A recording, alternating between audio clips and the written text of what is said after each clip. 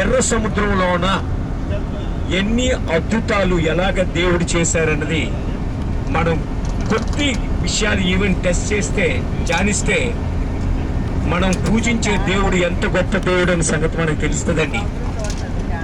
ఇక్కడ Pharaoh Ramses శరీరాన్ని 1820లోన ఆ కార్నాక్ ఏరియాలోన వ్యాలీ ఆఫ్ ద కింగ్స్ అని అక్కడ కనుగొంటారు. ఆ బాడీని కనుగొన్న తర్వాత 22,000 పైపారస్ డాక్యుమెంట్స్ దొరుకుతాయి దీంట్లోన టూమ్లోన. వాటిని డాక్టర్ కెనెత్ కిచెన్ అని విలియం హ్యారిస్ అని వీళ్ళిద్దరూ కూడా ఒకరు మిత్రు షూటరు ఆర్చరు, అలాగే ఒక చారియట్కి 2 గుర్రాలు ఉంటాయి. ఇలాగా 22,000 చారియట్స్ అంటే 44,000 గుర్రాలు, 44,000 మంది ఆలు.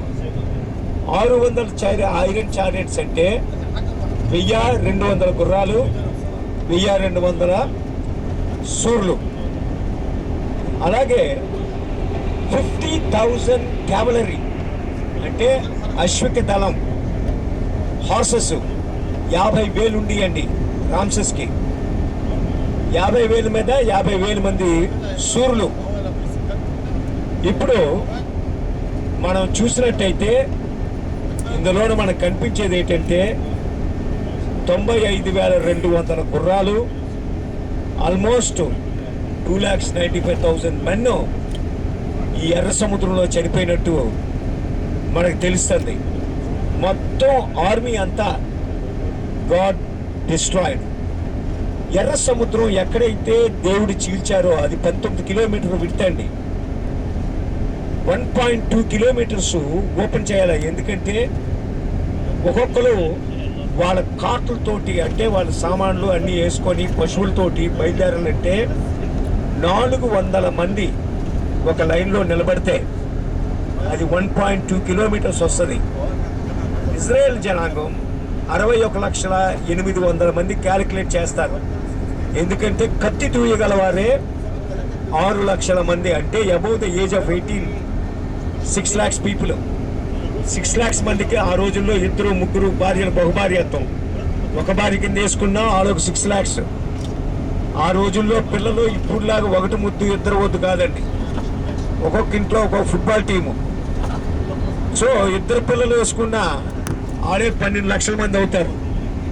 అలాగే వాళ్ళ తల్లిదండ్రులు వీళ్ళ తల్లిదండ్రులు, అలాగే లీవేట్స్, అలాగే మిక్స్డ్ రేస్.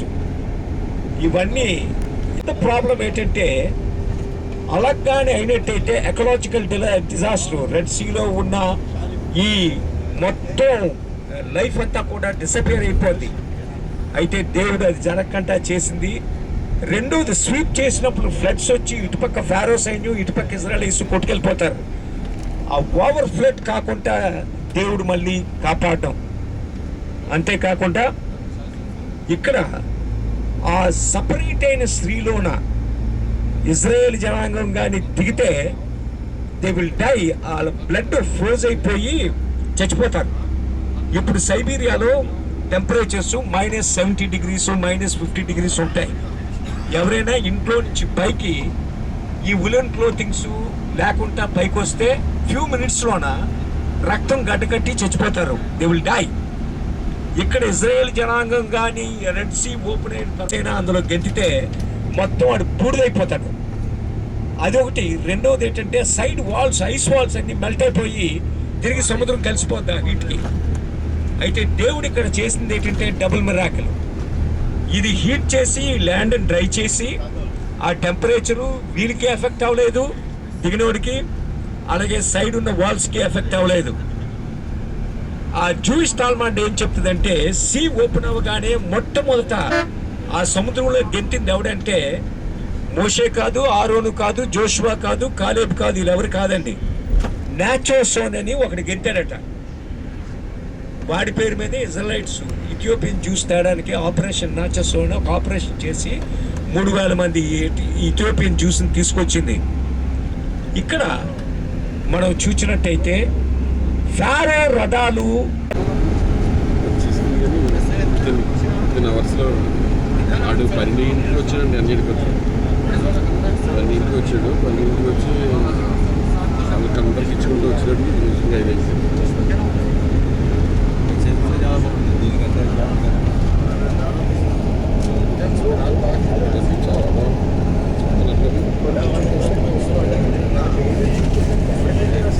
చాలా ఎర్ర సముద్రము, red see.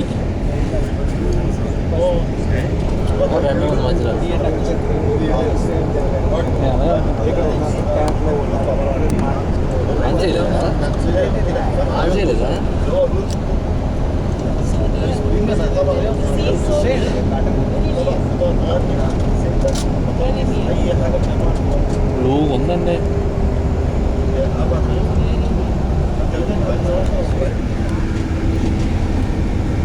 This is Red Sea.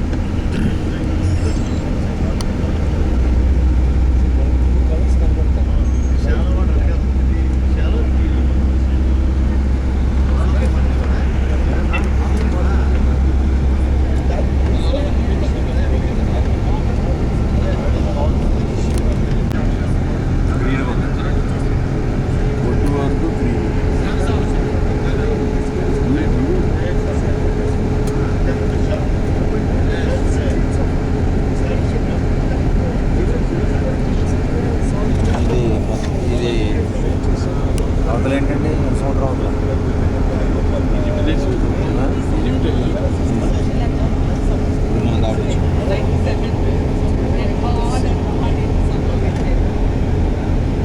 కాకపోవచ్చు కానీ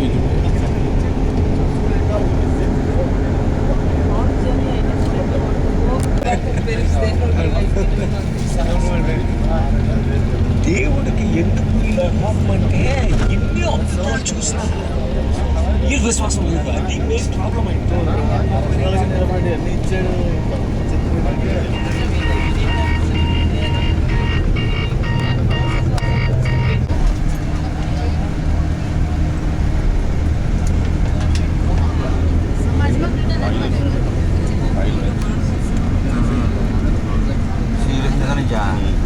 This is an oil rig in Red Sea.